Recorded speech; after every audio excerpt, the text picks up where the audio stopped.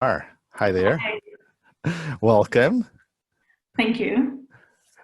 So, Leila, if you allow me to introduce you, Leihla Pinho is from Portugal. She's playing in the house, I would say. So she's also the founder and design director at Major, and she has plenty of UX experience. We actually met each other when we were doing a course here in Portugal. Actually, Leila was one of the lecturers, and she's going to talk about building products in extraordinary times. Leila, are you going to share your screen with us, or do you prefer we share your presentation? I can share. Okay, great. But I cannot start until you stop sharing. Yeah, exactly. Okay.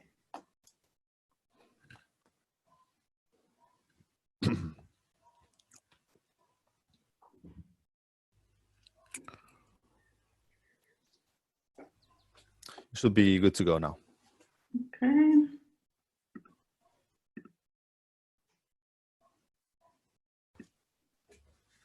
So you should be able to see my screen. We are. We are, Leila. Okay. Feel free to. So, well, hi everybody. My name is Leihla. I'm the founder and design director at Major. For the past 11 years, I've worked on the web and helped design and build hundreds of products, everything from websites to mobile apps to SaaS, e-commerce marketplace, you name it, we've done it. And during my career, I always navigated between working on internal team products and for different startups and working on design agencies. And one of the things that I really wanted was to have a mix of both. So I really like the creative and freshness of working in multiple projects and having the creativity to do that. But I also like improving a product, having metrics, see how users are doing, iterating, and not just send something over to the client and be done with it. So as I couldn't find that in the market, I decided to create it, sorry. And so that's how Major actually got started. Major is a digital product design. We're based in Lisbon, and we help our clients create amazing user experiences. We are a small team, and we do research, strategy, design, and development. During the last 4 years, we've been lucky to work on a number of amazing products. And today I want to talk about a project that is really special to us. We worked a few months ago on it, and it's going to be launched soon. And during the global pandemic, we all know that this is having a profound impact in the way that we live our life, our liberties, and our sense of security. And in extraordinary times like this, we must think fast and adapt. And the reason why I selected this project to talk to you about was because it was a first for us in many ways. It was the first project where we were working with a completely remote team, distributed, a huge open source community, and a lot of different organizations that work on the same product together. And so each year, as you know, there are many disasters around the world. And per year, nearly 100,000 people are killed or affected, and 200 million people are displaced. So the humanitarian OpenStreetMap team is on a mission to change that. The HOT team develops tools to help put people on the map. So if you ever actually wondered how a humanitarian relief team can get to a place super fast and provide help, and you can think from disaster responses in earthquakes, cyclones, Ebola, the wildfires, how are they able to actually mobilize all the teams and get accurate data and provide help for people in need? Another thing that is interesting here, and that HOT is trying to solve, is that there are still many people living in unmapped areas of the world. which means that these communities are left out of, for instance, COVID-19 assistance programs. And so right now, it's really, really important to help put people on the map. So I want to talk about the Tasking Manager tool. It's a tool developed by HOT, and it's designed to coordinate mapping projects in OpenStreetMap. If you don't know OpenStreetMap, it's basically Google Maps, but open source, and has a huge community of people helping to provide response and put people on the map. So with the Tasking Manager, you can coordinate mapping projects and divide projects into small tasks and allowing multiple people to work on the same area at the same time. And this is really important if you're thinking of a disaster, because a matter of hours and minutes can really change the number of lives that are impacted. So in this project, we worked with the HOT team, the open source community, and huge organizations like American Red Cross, Missing Maps, Facebook, Apple, and Microsoft. And they are all organizations trying to put and coordinate mapping efforts. So when HOT came to us and approached us for the first time, they had 3 goals in mind. The first one was to just increase the number of buildings mapped per minute.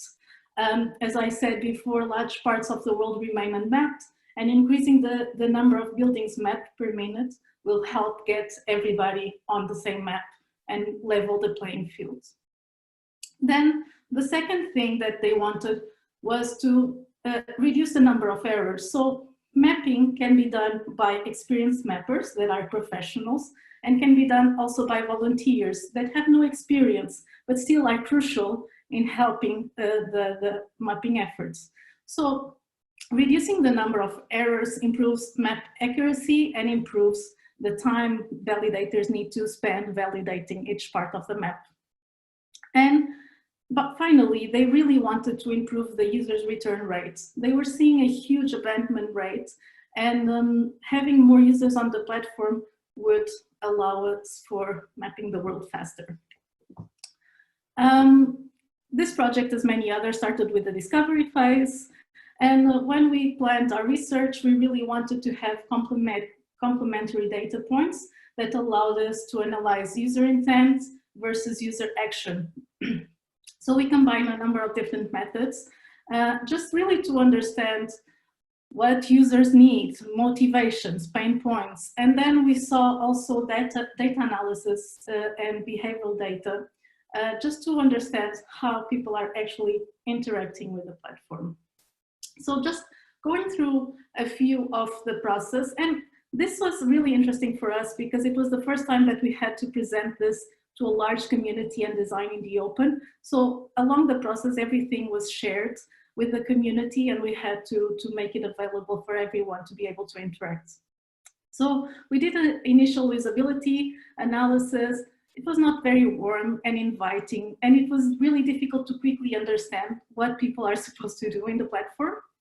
And project pages had too much information and were difficult to understand, especially for volunteers mappers that sometimes only have 1 hour to map and never go back to the platform again. After that, we did user flow analysis, and we analyzed a few different flows. We went through onboarding, mapping a task, validating a task.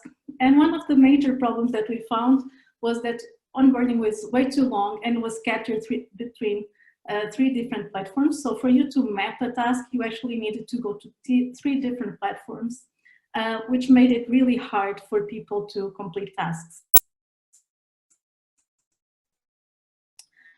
With Hotjar, we managed to see that people were spending a lot of time navigating through project pages, but not selecting a task. And we also organized a stakeholders workshop just to talk about how we could use machine learning or data validation, what were the metrics, how could we improve project management and onboarding. And we also participated in a mapathon organized by Missing Maps, as we really wanted to understand how volunteer mappers interact with the tool. After collecting all of this data, we just went back to collaborating with the HOT community, and the hot team and the different stakeholders to find and propose different solutions. So I'm going to show you some of the solutions that we proposed and they are being implemented and will be launched. So the first was just redesigning the website and telling the story, and not necessarily the tasking manager story, but the stories of the people that are impacted. We wanted to create a deeper emotional connection between volunteers and the causes that they are improving. We also wanted to explain how easy the mapping process actually is and that everybody can participate. Regarding the projects, we wanted to improve the way that users select projects. There are hundreds of projects, and we saw that many were never acted upon or never finished. So with the volunteers having a problem selecting projects, we just wanted to make it as easy as possible for them to decide. So right now, you can select a project either by cause, if you want to do disaster relief, or if you want to work on a specific area, you can work by urgency, by organization, by country, and by your mapping skills as well. To reduce friction, and as I said, the mapping flow was really scattered between a lot of tools, we decided to integrate the ID editor, which is the most popular OpenStreetMap tool for mapping, directly into the tasking manager. This allowed users to move from selecting a task, mapping a task, submitting a task for validation, and receiving feedback all to the same platform, and streamline the process hugely.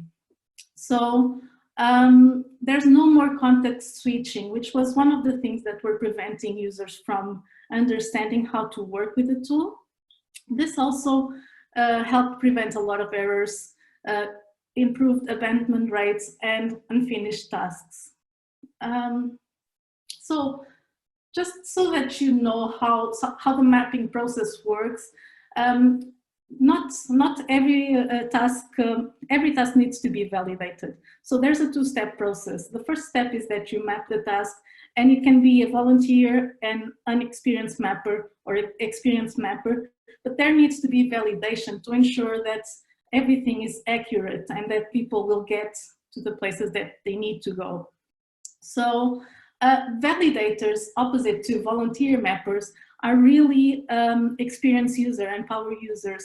And so they need to be able to validate huge amounts of tasks at the same time. So we wanted to create a way to do bulk validation and allow to provide feedback for the mapping and improve accuracy in each task.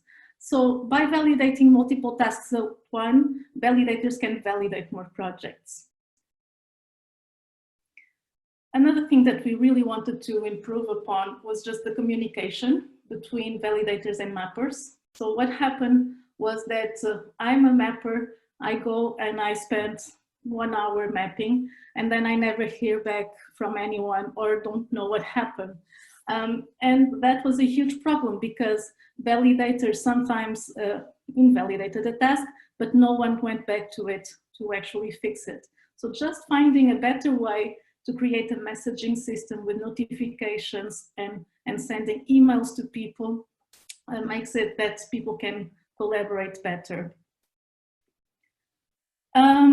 We also wanted to boost engagement. And really for that, we created a personal dashboard where users can see their mapping statistics and can another thing that we created was a badge system so that users are awarded badges, and it's a little bit like a gamification. And so you can see your progress from a beginner mapper to an advanced mapper. And this allows users to be a little bit more engaged with the platform. So in terms of lessons learned from this project, I think this was a really interesting and humbling experience for us at Major. I think building products is challenging in regular circumstances. circumstances and gets really, really harder when you're facing a crisis. So in times like this that are extraordinary, we need to make good decisions while dealing with a lot of uncertainty, complexity, and ambiguity. And what we learned during this project and with the hot team and all of the stakeholders and people involved and the community is that collaboration, open communication, and being able to adapt are fundamental skills that we have in times that we need to have in times of crisis and to navigate this. The last thing that I would like to touch is something that Ken also talked about, which is the idea of going back to normal. I think that us as product leaders, as people that build products, really need to think about where we're focusing our efforts and what type of products we are building. I think we should focus on education, healthcare, and there's a lot of different projects that exist and that really need our help because they are very, very underserviced. Thank you.